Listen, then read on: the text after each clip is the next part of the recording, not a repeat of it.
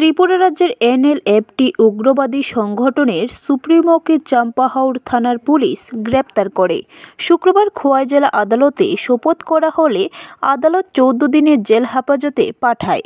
ঘটনার বিবরণে জানা যায়, খোয়াই মহকুমার চাম্পাহাওড় থানায় NLFT উগ্রবাদী সংগঠনের সুপ্রিমো উৎপল দেববর্মার বিরুদ্ধে একটি মামলা ছিল, যার কেস নম্বর 23/2020।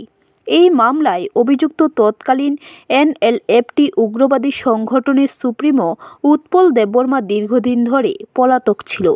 গোপন সংবাদের ভিত্তিতে চাম্পাহাওড় থানার পুলিশ আগরতলা সিদাই এলাকা থেকে বৃহস্পতিবার গ্রেপ্তার করে। ধৃতকে গ্রেপ্তার করে চাম্পাহাওড় থানায় নিয়ে আসে। চাম্পাহাওড় থানার পুলিশ খোয়াই জেলা আদালতে সোপর্দ করে 14 দিনের পুলিশ রিমান্ডে যায়। খোয়াই CGM আদালতের বিচারক নন্দিতা ভট্টাচার্য পুলিশ রিমান্ড খারিজ করে দেয়। উল্লেখ্য, এই মামলায় আদালতে পুলিশ চার্জশিট দাখিল করে দেয়। আদালত পুলিশ রিমান্ড খারিজ করে দিয়ে 14 দিনের জেল হেফাজতে পাঠায়। চাম্পাহাওড় PS কেস নাম্বার 30/2020 এই মোকদ্দমায় নন ভেলিবল ওয়ারেন্ট ইস্যু হয়েছিল। আসামি উৎপল দেববর্মা এলাইস উমথাই এলাইস ক্যারাং দেববর্মা ও সংঘোষিত NLFT সুপ্রিমো বলে কথিত। আজকে চিফ জুডিশিয়াল ম্যাজিস্ট্রেট খোয়াই মাননীয়া নন্দিতা ভট্টাচার্য মহোদয়ার মাননীয় আদালতে সিধাই থেকে তাকে অ্যারেস্ট করে আদালতে প্রেরণ করা হয় এবং with a forwarding report to allow police remand.